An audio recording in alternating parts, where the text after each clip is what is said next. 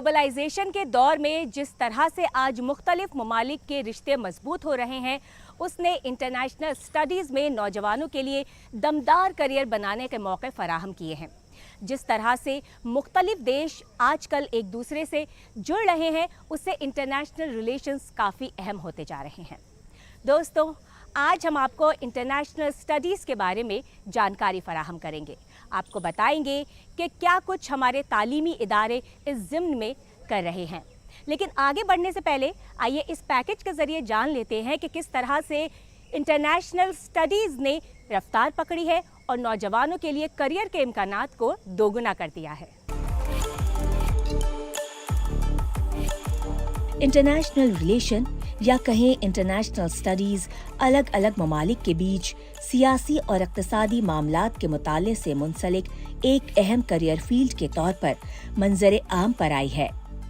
पहले international relation का मुताला सिर्फ सियासी तारीख तक ही महदूद था। आज के वक्त में इंटरनेशनल रिलेशन में सियासियात से लेकर आलमी कारोबार तक करियर के कई इम्कानात दस्तयाब हैं।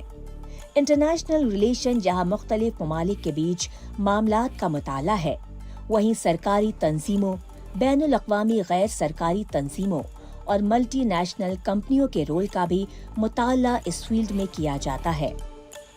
इंटरनेशनल रिलेशन की फील्ड स्टूडेंट्स को करियर के वसी इम्कानात से मुतारिफ कराने के साथ उन्हें दुनिया को देखने और समझने का मौका भी फराहम करती है।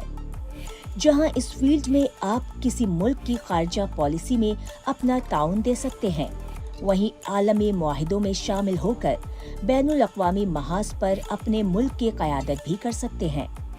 अगर आप इंटरनेशनल रिलेशन या कहीं ग्लोबल स्टडीज़ में अपना करियर बनाना चाहते हैं, तो बाहर भी आपको सियासियात व ह्यूमैनिटीज़ के साथ पास करनी होगी।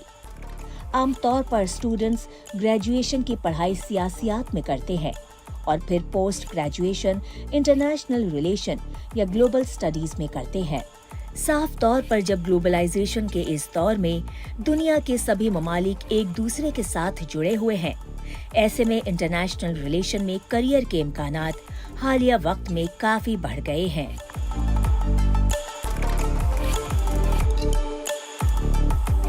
दोस्तों, उम्मीद है इस पैकेज के जरिए आपको इंटरनेशनल अफेयर्स की फील्ड पर थोड़ी बहुत जानकारी हासिल हो गई होगी। चलिए, इस फील्ड पर ज़्यादा जानकारी हासिल करने के लिए बढ़ते हैं अपने अगले सेगमेंट की तरफ, जिसका नाम है करियर की बात एक्सपर्ट के साथ। दोस्तों, आज हम आपको इंटरनेशनल रिलेशंस में करियर के इम्कानात पर जानकारी दे रहे हैं और इसी पर ज़्यादा बातचीत करने के लिए हमारे साथ इस वक्त जुड़ चुके हैं दिल्ली टेक्नोलॉजिकल यूनिवर्सिटी के वाइस चांसलर प्रोफेसर प्रतीक शर्मा। खैर मकदम सर, आपका हमारे इस प्रोग्राम में। बहुत बहुत शुक्रिया। मैं सबसे पहले डीडी उर्दू चैनल का बहुत बहुत शुक्रगुजार हूँ कि मुझे इस बातचीत का मौका मिला। सर, सबसे पहले तो आपसे यही जानना चाहेंगे, जिस तरह से जो दूसरे मुख्तलिफ ममालिक हैं, देश हैं, एक दूसरे के साथ आज जुड़ रहे हैं, उसने इंटरनेशनल रिलेशंस को काफ़ी अहम बना दिया है।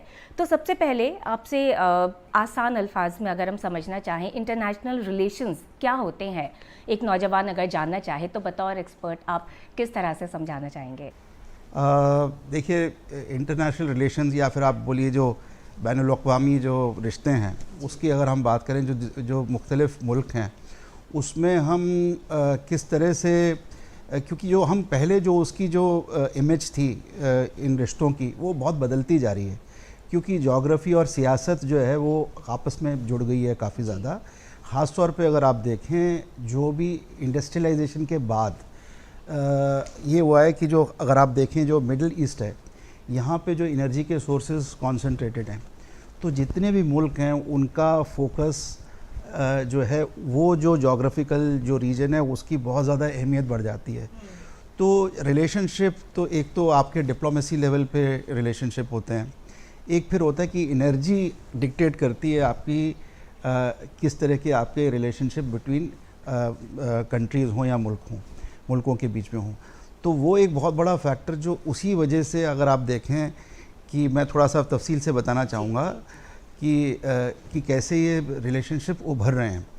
तो आप देखिए, पहले रूस और ब्रिटेन प्री वर्ल्ड वॉर 2, आप मानिए उस वक्त जो ग्रेट गेम था वो ब्रिटेन और रशिया के बीच में खेला जा रहा था, ये एक्सेस लेने के लिए एनर्जी एरियाज़ में जो कि मिडल ईस्ट में थे। वही वर्ल्ड वॉर के बाद वही चीज़ जो है वो अमेरिका वीज़ावी इस पर्टिकुलर एरिया में करना शुरू किया। ब्रिटेन ने रिप्लेस कर दिया, अमेरिका ने ब्रिटेन को रिप्लेस कर दिया। तो ये चीज़ें जो हैं बहुत ज़्यादा, हर जो ममालिक हैं, मुल्क हैं, वो अपनी जो रिक्वायरमेंट हैं, ज़रूरत हैं, उनकी तरफ देख कर के रिलेशनशिप्स इस्टेब्लिश करते हैं, जिसको हम अगर बोले रियल पॉलिटिक। तो वो उसमें इंडस्ट्रियलाइजेशन के बाद एनर्जी एक बहुत बड़ा मुद्दा हो गया है, जो कि रिलेशनशिप को बनाने में बहुत ज़्यादा एक रोल प्ले कर रहा है। और उसी की वजह से जो अलग अलग आप देखिए, जो इवन जो यूक्रेन रशिया की वॉर है, वो भी उसी का एक चेहरा ही है। और मिडल ईस्ट में जो अमेरिका का जो एरिया है, उस तरफ आना इंटरेस्ट वो भी वही है। तो ये जो रिलेशनशिप्स हैं और एनर्जी, फिर जो डेवलपमेंटल एक्टिविटीज़ हैं, वो डिक्टेट करती हैं रिलेशनशिप्स को कि किस तरह से उसको एक डायरेक्शन देती हैं। तो वो एक बदलाव स्पेशली पिछले 1.5-2 साल में बहुत ज़्यादा हुआ है। सर, हमारे मुल्क में अगर हम बात करें इंटरनेशनल रिलेशंस में करियर के इम्कानात पर, तो उसको आप किस तरह से देखते हैं? कितना मौके अभी मिल रहे हैं नौजवानों को? देखिए, अभी जो है धीरे धीरे जैसे जैसे इकॉनमी ग्रो कर रही है और इंडिया, भारत का जो है ग्लोबलाइजेशन की वजह से लोग अलग अलग कंट्रीज़ में जा रहे हैं, उसमें ख़ास तौर पे जो डेवलपमेंटल इकोनॉमिक्स की अगर हम बात करें, उसका एक सस्टेनेबल डेवलपमेंट रिलेटेड जो जॉब्स हैं, उसमें बहुत ज़्यादा धीरे धीरे एक रिक्वायरमेंट निकल कर के उभर के आ रही है, जिसमें जो स्टूडेंट्स हैं, जो इन पर्टिकुलर सस्टेनेबल डेवलपमेंट जो एक बहुत उभर की चीज़ आ रही है, उसमें उनकी एक्सपर्टीज़ हो। और उसका जो एक बहुत बड़ा इम्पॉर्टेंट आस्पेक्ट है, वो इंटरनेशनल है, जो विच cuts across not even geographical boundaries but the disciplinary boundaries also। तो उसके लिए बहुत एक ज़रूरत है, मतलब हमारे मुल्क में, कि हम उसमें कैपेसिटी बिल्ड करें और उससे रिलेटेड प्रोग्राम्स, एकेडमिक प्रोग्राम्स हम शुरू करें। तो आने वाले वक्त में इन चीज़ों की बहुत ज़्यादा नीड होने वाली है। वर्ल्ड बैंक, डेवलपमेंटल बैंक, जितनी मल्टीलेटरल एजेंसीज़ हैं, यूनेस्को, UNDP, इन सब में बहुत ज़्यादा डेवलपमेंटल इकोनॉमिस्ट्स और सोशल साइंटिस्ट की ज़रूरत होने वाली है। जैसा कि आपने बताया था कि अभी जिस तरह से करियर के इम्कानात बहुत ज़्यादा बड़े हैं नौजवानों के लिए, ऐसे में आपने बताया कि नए जो प्रोग्राम्स हैं, एकेडमिक प्रोग्राम्स की भी ज़रूरत पड़ेगी।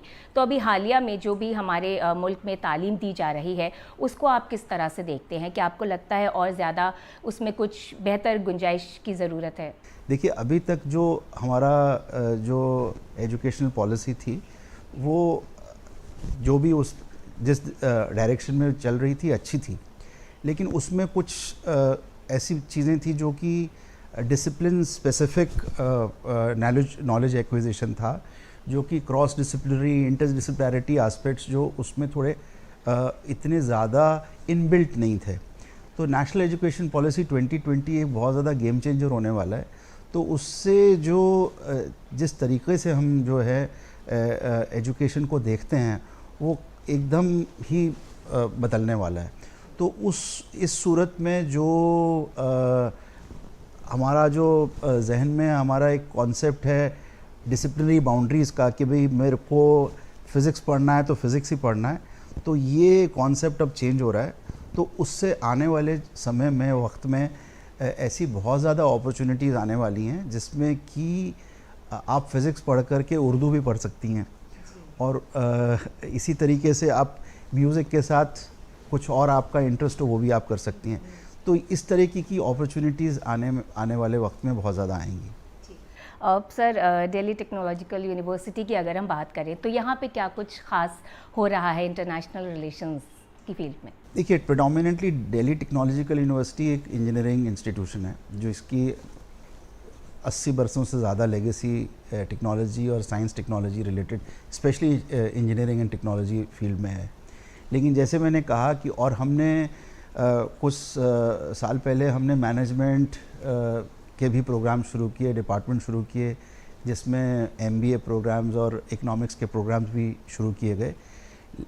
लेकिन अब आने वाले वक्त की जो ज़रूरत ये है कि हम NEP का जो इम्प्लीमेंटेशन में खाली सिर्फ इंजीनियरिंग डोमेन में ना रहें, बल्कि हम ऐसे भी एकेडमिक प्रोग्राम्स बनाएं, इस्टेब्लिश करें, जिससे कि हमारे पास अपॉर्चुनिटीज़ हों, जिससे कि जो इंटरडिसिप्लिनरिटी जो है वो उसको बढ़ावा मिले, और उसमें हम अपनी जो डोमेन ऑफ एकेडमिक प्रोग्राम्स हैं और रिसर्च एक्टिविटीज़ हैं उसको हम एक्सपैंड करें।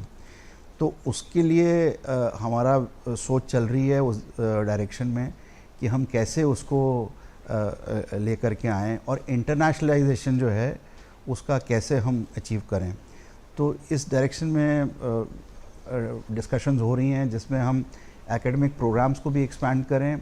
कुछ एस्पेक्ट्स हम जो डेवलपमेंटल इकोनॉमिक्स का लेकर के आएँ, जिसमें हम ऐसे बच्चों को उनको इस तरह से हम उनको एजुकेशन प्रोवाइड करें कि वो ग्लोबल ही जो है इंटरनेशनल स्पेशली रिलेशंस में वो कंट्रीब्यूट करें। अभी केवल they are contributing in the engineering disciplines and management disciplines, but उसको हमको एक्सपैंड करना है सस्टेनेबल डेवलपमेंट में, सस्टेनेबिलिटी साइंस में, क्लाइमेट साइंस में, जो कि अगर आप देखें आज से, अगर हम इसको मैं थोड़ा सा और ज़्यादा तफसील से बताना चाहूँगा। आज से अगर आप 15-20 साल पहले बात करें, जो कि बहुत आपके पहले सवाल से जुड़ा हुआ है, 15-20 साल पहले की बात करें तो कोई क्लाइमेट या एनर्जी के बारे में बात नहीं किया करता था, कोई जानता भी नहीं था कि क्लाइमेट चेंज हो भी रहा है कि नहीं हो रहा है। आज अगर आप देखें जो समिट लेवल मीटिंग्स जो होती हैं, जिसमें आप टॉप लीडर्स मिलते हैं, उसमें सबसे पहला एजेंडा उनका एनर्जी सिक्योरिटी और क्लाइमेट साइंस या क्लाइमेट चेंज रिलेटेड होता है कि क्लाइमेट चेंज की वजह से क्या जो है रिसोर्सेज इम्पैक्ट हो रहे हैं, कैसे हमारी जो है लाइफ इम्पैक्ट हो रही है। तो ये एक बहुत बड़ा, और ये क्लाइमेट साइंस, एनर्जी, ये सब आप मान लीजिए पूरा का पूरा जो इंटरनेशनल रिलेशंस जो उससे जुड़े हुए हैं, उससे जुड़े हुए हैं, क्योंकि क्लाइमेट जो है वो ग्लोबल क्लाइमेट है, वो एक लोकलाइज तो है नहीं। तो उसमें वो कैसे मेरा कुछ किया हुआ काम यहाँ पे किसी और मुल्क में इम्पैक्ट करता है। तो इस तरह से आपको इंटरनेशनल कोऑपरेशन करना ही करना होगा, और उसके लिए आपको ना केवल साइंस पढ़नी है, बस उसकी पॉलिसी एस्पेक्ट्स क्या हैं, वो उसके सियासी एस्पेक्ट्स क्या हैं, वो पढ़ने हैं। तो उस डायरेक्शन में हमारा कुछ है कि हम कुछ सेंटर्स ऑफ एक्सीलेंस बनाएं, जिसमें climate change, sustainability related matters हैं, इनको हम एकेडमिक प्रोग्राम्स और रिसर्च एक्टिविटीज़ करें। एनर्जी ट्रांजिशन, जो कि फॉसिल बेस्ड इकोनॉमी है, जो कि एक्चुअली कॉज ऑफ कन्फ्लिक्ट है बिटवीन कंट्रीज़, जो मुल्कों के बीच में, उससे रिलेटेड हमारा एक है कि सेंटर फॉर एक्सीलेंस बनाए एनर्जी ट्रांजिशन में, कि कैसे हम फॉसिल फ्यूल इकोनॉमी से ग्रीन इकोनॉमी की तरफ बढ़ें। तो ये सारे green economy, circular economy, climate change, sustainability, ये सब इंटरनेशनलाइजेशन की ही बातें हैं, और वो आप देखेंगी बहुत ज़्यादा फ़र्क आने लगा है कि डिप्लोमेसी पे, इंटरनेशनल रिलेशंस में सबसे ऊपर जो हमारा जो एजेंडा होता है समिट लेवल में लीडरशिप्स का, वो कैसे क्या हम ऐसा करें जिससे हमारा नेट ज़ीरो का टारगेट जो है वो हम, ये पॉलिसी लेवल की डिसीजंस हैं, और उसमें एनर्जी, इंजीनियरिंग, साइंस, टेक्नोलॉजी सब चीज़ें आ जाती हैं और पॉलिसी एस्पेक्ट्स आ जाते हैं। तो हमारा जो स्ट्रेंथ अभी तक रही है DTU की, वो इंजीनियरिंग टेक्नोलॉजी में रही है। इंजीनियरिंग टेक्नोलॉजी से जो नॉलेज क्रिएट करके कैसे हम एविडेंस बेस्ड पॉलिसी डिसीजंस लें, उस डायरेक्शन में अब हमको काम करना है, और उससे ही हमारा इंटरनेशनलाइजेशन होगा, और इससे रिलेटेड प्रोग्राम्स और डिपार्टमेंट सेंटर्स हमको इस्टेब्लिश करना। जी, बहुत ही अहम बात हो जाती है कि किस तरह से एक दूर की सोच रहे हैं। चलते चलते आपसे मैसेज लेना चाहेंगे सर, जो नौजवान इंटरनेशनल रिलेशंस में अपना करियर बनाना चाहते हैं, उनसे अगर आप कुछ कहना चाहें, अपना मैसेज देना चाहें। देखिए, इसमें जिनको जो नौजवान इसमें ख़ास तौर पे जो अपना करियर बनाना चाहिए, वो ऐसे लोगों को जिनका बहुत ज़्यादा मुल्कों में घूमने का और घूमने का, ना केवल घूमने का बट उसमें कुछ ग्लोब को सस्टेन करके रखने का बहुत ज़्यादा जज्बा है और जुनून, बल्कि मैं जज्बा और जुनून है, ऐसे लोगों के लिए बहुत ज़्यादा अपॉर्चुनिटीज़ हैं। तो वो आप मान लीजिए वो ऐसा वो काम नहीं रह जाएगा, बल्कि वो उनको एक सॉर्ट ऑफ सेटिस्फेक्शन भी होगा कि जो चीज़ें उन्होंने पढ़ाई करके करी उससे इस प्लैनेट को सस्टेन करने में वो कुछ कंट्रीब्यूट कर रहे हैं। उसके अलावा उनका अपना जो मान लीजिए काम में ही उनका जो घूमना फिरना, लोगों से मिलना, क्योंकि जितना हम लोगों से मिलते हैं, जितने लोगों से अलग अलग तरीके मुख्तलिफ़ लोगों से मिलते हैं, उनसे बात करते हैं, एज अ हमारा इंसानी लेवल पे हमारी इवोल्यूशन ज़्यादा बेहतर होती है, हमारा पर्सपेक्टिव बढ़ता है। तो इसको आप समझ लीजिए एक इंसान का इवोल्यूशन का प्रोसेस भी ज़्यादा ब्रॉडन होता है, बढ़ता है और आप उसमें एक्सपोजर बहुत ज़्यादा होता है और वो कंट्रीब्यूट करके आपको एक सेंस ऑफ सेटिस्फेक्शन भी होती है। तो मेरे लिए उनके लिए मैसेज यही है कि जिनको इन चीज़ों का कुछ करके अचीव करने का सेटिस्फेक्शन वो ड्रॉ करना चाहते हैं, तो उनके लिए एक बहुत अच्छा करियर है और ये करियर एक क्वालिटी ऑफ लाइफ भी देता है जिसमें अलग अलग स्पेक्ट्रम के चैलेंजेस फेस करना होते हैं और उनको सॉल्व करने के बाद जो सेटिस्फेक्शन मिलता है उसका एक ड्राइव और किक मिलती है। तो उनके लिए मेरा ये मैसेज है। बहुत बहुत शुक्रिया सर, आपने अपने बिजी स्केड्यूल से हमारे लिए वक्त निकाला और इस फील्ड के बारे में ये अहम जानकारी हमें दी। बहुत बहुत शुक्रिया आपका। बहुत बहुत शुक्रिया, बहुत बहुत शुक्रिया। तो दोस्तों, ये थे DTU के वाइस चांसलर प्रोफेसर प्रतीक शर्मा, जो हमें इंटरनेशनल रिलेशंस के बारे में जानकारी दे रहे थे। चलिए बढ़ते हैं आगे और एक और एक्सपर्ट से आपको रूबरू कराते हैं। दोस्तों, हम आपको आज लगातार इंटरनेशनल रिलेशंस के बारे में जानकारी दे रहे हैं और इसी पर ज़्यादा जानकारी हासिल करने के लिए हमारे साथ इस वक्त जुड़ चुके हैं दिल्ली टेक्नोलॉजिकल यूनिवर्सिटी में इंटरनेशनल अफेयर्स के डीन प्रोफेसर प्रवीर कुमार। खैर मकदम सर, आपका हमारे इस प्रोग्राम में बहुत बहुत शुक्रिया। शुक्रिया सर। सर, पहले अगर हम इंटरनेशनल रिलेशंस की बात करते थे तो ये सिर्फ राजनीतिक संबंधों तक ही महदूद था, लेकिन अब इसमें political science, foreign policy, economics, anthropology, sociology जैसे सब्जेक्ट्स को भी शामिल किया जाने लगा है। ऐसे में करियर के जो इम्कानात हैं वो नौजवानों के लिए काफ़ी बढ़ गए हैं। नौजवानों के लिए ही अगर हम करियर ऑप्शंस की बात करें तो किस तरह के करियर ऑप्शंस होते हैं इस फील्ड में तालीम हासिल करने के बाद? बहुत बहुत शुक्रिया आपका इस सवाल पूछने का। जहाँ तक बात आपने बोला कि पहले हमारा जो दायरा था बहुत ही सीमित था, लेकिन अब वो असीमित हो गया। असीमित होने की वजह यही है क्योंकि ग्लोबल प्रॉब्लम्स जो हैं अब वो इनॉर्मसली इंक्रीज़ होते चले जा रहे हैं जी। और ये जो है आपके सोशियो इकोनॉमिक और सोशियो पॉलिटिकल इश्यूज़ को इम्पैक्ट कर रहा है। इस वजह से इसका होराइज़न भी अब बढ़ते चला जा रहा है। अब जैसे आप एक बार सोचिए, बहुत अभी जैसे एक इम्पॉर्टेंट एस्पेक्ट है climate change, environmental change, cyber security तो अभी इतना ज़्यादा साइबर थेफ्ट का इश्यूज़ चल रहा है। उसके बाद आप देख रहे होंगे ग्लोबल वार्मिंग। अभी आपने UNO का देखा होगा SDG program, sustainable development goals, जिसमें कि सारे कंट्रीज़ को बोला गया है कि आप इसमें अपना प्रॉब्लम्स का सॉल्यूशन बताइए। तो इसलिए अब जो है ये दायरा जो है बिल्कुल भी अब सीमित नहीं रह गया है। अब ये दायरा इतना बढ़ गया है कि आपको ये तय करना है कि किस किस मुल्कों के लोगों को जुड़ना है और किस तरह से जुड़ना है। और यही वजह है कि आज की तारीख में हर एक मुल्क अपने दायरे में सीमित रह के या अपने दायरे में रह के हर एक तरह के प्रॉब्लम को सॉल्व करना चाह रहे हैं।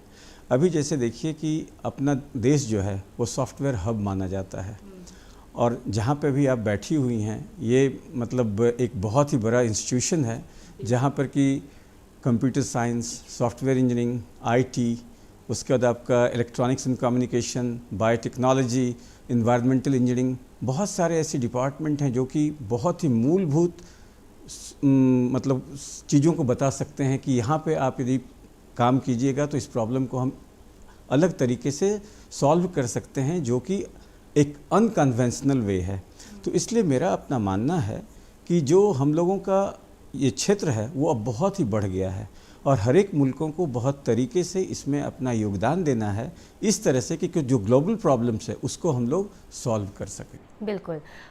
सर, जैसे कि आपने बताया इसका दायरा बढ़ता जा रहा है, तो एजुकेशन की अगर हम बात करें, क्या उसमें भी कुछ चेंजेस आए हैं और इस फील्ड में करियर बनाने के लिए किस तरह की तालीम दी जाती है? क्या कुछ कोर्सेज अवेलेबल हैं स्टूडेंट्स के लिए? जैसे आपने अभी मेरे कुलपति महोदय ने बोले आपको कि अभी जो है हम लोगों को इस तरह के सब्जेक्ट्स को लॉन्च करना है जो कि NEP 2020 के हिसाब से हम लोग लॉन्च कर रहे हैं। उसमें इस तरह का लॉन्च कर रहे हैं कि जैसे कि सर ने आपको बोले कि आप इंजीनियरिंग के साथ साथ उर्दू भी पढ़ सकते हैं, मतलब आपको इतनी फ्लेक्सिबिलिटी दी जा रही है। तो यहाँ पे क्या है कि आप एक छात्र को बांध के नहीं रखिए, बल्कि उसको खुले में छोड़ दीजिए कि आप क्या क्या काम कर सकते हैं, कितना काम कर सकते हैं, किस फील्ड में जाके काम कर सकते हैं। अब जैसे मान रखिए कि हम लोग NEP 2020 के तहत एक जो बच्चा है जो सॉफ्टवेयर इंजीनियरिंग ले रहा है वो कोई दूसरा सब्जेक्ट भी ले सकता है। आप देखिए जैसे सब्जेक्ट की बात कीजिए तो सॉफ्टवेयर इंजीनियरिंग है, अभी डाटा एनालिटिक्स बहुत ज़्यादा धूम मचा रहा है अक्रॉस द ग्लोब। तो डाटा साइंस का बच्चा यदि रहेगा तो लगभग वो हर एक फील्ड में सेट कर सकता है। जैसे आर्टिफिशियल इंटेलिजेंस, मशीन लर्निंग, ये एक ऐसा टॉपिक्स है आजकल का कि जो कि आप किसी भी फील्ड में उसको सेट कर सकते हैं, किसी भी फील्ड में उसको लगा सकते हैं और उससे बहुत जल्दी आप प्रॉब्लम का सॉल्यूशन खोज सकते हैं। तो अभी इसमें बहुत सारे ऐसे सब्जेक्ट्स हैं, जैसे आप सेमीकंडक्टर्स लीजिए, क्लीन एनर्जी लीजिए, हाइड्रो एनर्जी लीजिए, ग्रीन एनर्जी लीजिए, आपका क्लाइमेट चेंज में जो टेम्परेचर राइज हो रहा है उसको कैसे आप ड्रॉप कर सकते हैं, आप कैसे AC का या अलग तरह की चीज़ों का इस्तेमाल कम कर सकते हैं और उसके बदले आप क्या काम कर सकते हैं, किस तरह से आप अपने इन्वायरमेंट को प्रोटेक्ट कर सकते हैं। बहुत सारी ऐसी विषय हैं जिस पे कि आप काम कर सकते हैं, जिस पे कि आप इस सब्जेक्ट ले सकते हैं। और सबसे अच्छी बात क्या है कि सिर्फ ये हमारे ही मुल्क में नहीं, दूसरे मुल्कों में भी बहुत अच्छे तरीके से इन सभी विषयों का अध्ययन करवाया जा रहा है। तो बच्चे जो है इसमें एक अच्छा करियर बना सकते हैं बाहर के मुल्कों में भी जाके, और बाहर के मुल्क के बच्चे हमारे यहाँ आके भी हमारी नई नई चीज़ों को सीख सकते हैं, जो कि एक बहुत ही मील का पत्थर साबित होगा। अब सर, जो भी स्टूडेंट्स आते हैं उनमें किस तरह के स्किल्स या कहें काबिलियत को आप होना ज़रूरी मानते हैं ताकि वो इस फील्ड में जब करियर बनाएं तो बेहतर कर सकते हैं, और एडमिशन के टाइम पे आप किस तरह के स्किल्स देखते हैं स्टूडेंट्स में? मैं आपका क्वेश्चन के दूसरे भाग से स्टार्ट करता हूँ, एडमिशन किस तरह से किया जाता है। यहाँ पे एडमिशन का जो प्रोसीजर है वो इस तरीके से है कि हम लोगों के पास 4-5 डिफरेंट स्कीम्स हैं जिसके थ्रू एडमिशन यहाँ लिया जाता है। जैसे एक है आपका डासा, जिसको कहा जाता है direct admission of student from abroad. उसका ICCR है जो कि कल्चरल रिलेशनशिप का है, उसका स्टडी इन इंडिया है, और उसके बाद हम लोगों का एक M3 मोड है जिसको कहा जाता है डायरेक्ट एडमिशन, जो कि DTU अपने तरफ से करवाते हैं। तो इसमें क्या है कि इसमें directly government ministry of external affairs, ministry of education ये इन्वॉल्व होते हैं, और जो हमारा यूनिवर्सिटी का जो प्रोसेस है एडमिशन लेने का वो हम लोग बेस्ड करते हैं किस तरह के बच्चे का क्वालिफिकेशन। चूँकि अधिकांश बच्चे हमारे यहाँ जो हैं वो +2 करने के बाद आते हैं, तो +2 करने के बाद हम लोग यही देखते हैं कि उस बच्चे का जो है मैथमेटिक्स का नॉलेज कैसा है, उस बच्चे का फिजिक्स केमिस्ट्री का नॉलेज कैसा है, और कुछ स्पेशलाइज्ड फील्ड जैसे कि माने कि कोई बच्चा यदि बायोटेक्नोलॉजी में आता है, या कोई बच्चा यदि इन्वायरमेंटल साइंस में आता है, या बच्चा कोई BBA में जाता है तो उस तरीके, या फिर बैचलर ऑफ डिज़ाइन में जाता है, तो उसके एक अलग मापदंड हैं जिससे कि हम लोग अपने बच्चों को चयनित करते हैं कि हाँ ये बच्चे जो हैं हमारे पास आने के लिए उपयुक्त हैं। ऐसा कोई ख़ास अभी हम लोगों का स्ट्रिक्ट रूल नहीं है across the India, means like हमारे मिनिस्ट्री भी बहुत ही लीनियंट है इस मामले में कि नहीं, बहुत ही हाई स्टैंडर्ड का गोल नहीं सेट किया जा रहा है। ये देखा जा रहा है कि कैसे बच्चों को यहाँ पे भेजा जाए इंडिया में। अब जैसे मैं आपको एक छोटा सा और उदाहरण दे सकता हूँ। जैसे मान रखिए कि कोई बच्चा हमारे यहाँ अप्लाई करता है, हमारे लिए अप्लाई करता है, तो उसका जो प्रोसेस होता है वो एम्बेसी डिसाइड करता है कि ये बच्चे की क्या काबिलियत है कि इसको भेजा जाए इंडिया, ठीक है। दूसरा उसमें ये देखा जाता है कि क्या बच्चा वहाँ पे पढ़ पाएगा कि नहीं पढ़ पाएगा। तो उस तरह का एक प्रॉपर इंटरव्यू होता है Indian embassies at different countries, जहाँ पे कि बच्चों को तय किया जाता है। जैसे 10 बच्चों का सिलेक्शन हुआ है तो 10 बच्चे में कितने बच्चे इंडिया में जाएंगे। और आपको एक बात बताते हुए मुझे बहुत खुशी हो रही है कि दिल्ली में दिल्ली यूनिवर्सिटी को छोड़ के, चूँकि बहुत बड़ी यूनिवर्सिटी है, दिल्ली यूनिवर्सिटी को छोड़ दें तो DTU सबसे हॉटेस्ट चॉइस है हमारे इंटरनेशनल स्टूडेंट्स के लिए। सर 2047 के विकसित भारत के लक्ष्य की अगर हम बात करें, उसको देखें, तो इस फील्ड के जानकार किस तरह का रोल अदा कर सकते हैं उसको हासिल करने के? देखिए, हमारे गवर्नमेंट का जो अभी इनिशिएटिव है मिशन विकसित भारत मिशन 2047, ये बहुत ही एक अहम किरदार निभा रहा है पूरे एजुकेशन सिस्टम को चेंज करने में। साथ ही साथ ये बहुत सारे बाहर के इंस्टीट्यूशन को इनवाइट कर रहे हैं कि आप आइए और अपना कैंपस हमारे देश में खोलिए। उसके बाद इससे क्या फ़ायदा होगा कि जो अभी हमारा ब्रेन ड्रेन हो रहा है वो नहीं होगा और वो बाहर के लोग भी हमारे यहाँ के तालीम लेंगे। जैसे आप एक समय था शिक्षा के क्षेत्र में हम लोग विश्व गुरु थे, नालंदा यूनिवर्सिटी आप लीजिए या फिर तक्षशिला लीजिए।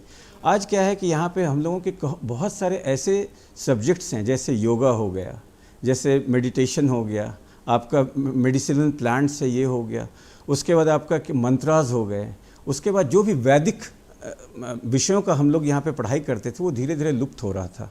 लेकिन इससे क्या होगा कि बहुत सारे बाहर के यूनिवर्सिटीज़ को इंडिया अट्रैक्ट करेगा, भारत अट्रैक्ट करेगा और भारत कहेगा कि आइए आप यहाँ पे अपना कैंपस खोलिए। इससे क्या होगा कि इससे हमारा इन्वेस्टमेंट कैपेसिटी बढ़ेगा, हमारा जो माइंड पावर है वो एनरिच होगा। उसके बाद हमारे पास बहुत सारे कल्चरल एक्सचेंजेस होंगे, हमारे पास बहुत सारे नए आइडियाज़ का आना जाना होगा।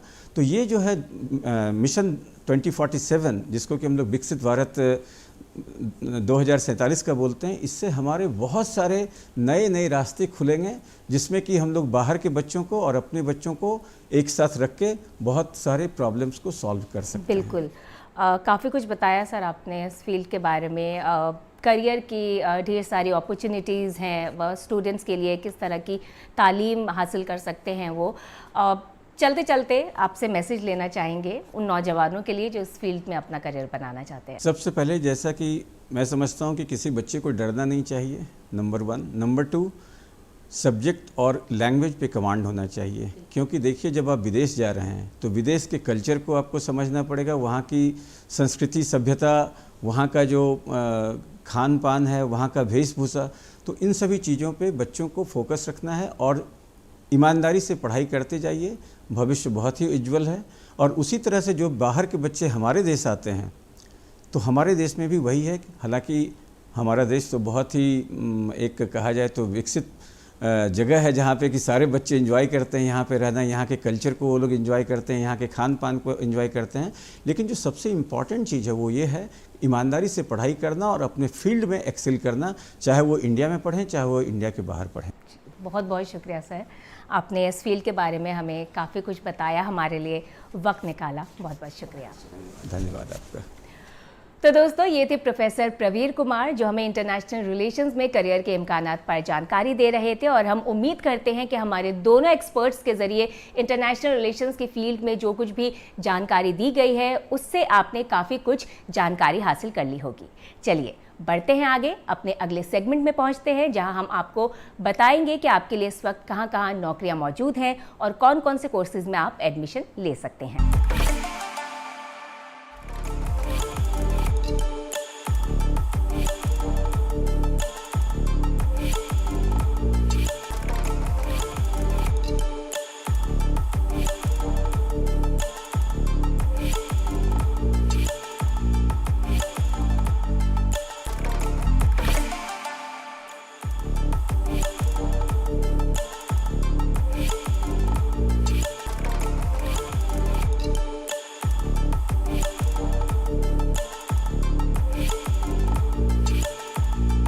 दोस्तों, उम्मीद है हमारा आज का एपिसोड आपको ज़रूर पसंद आया होगा।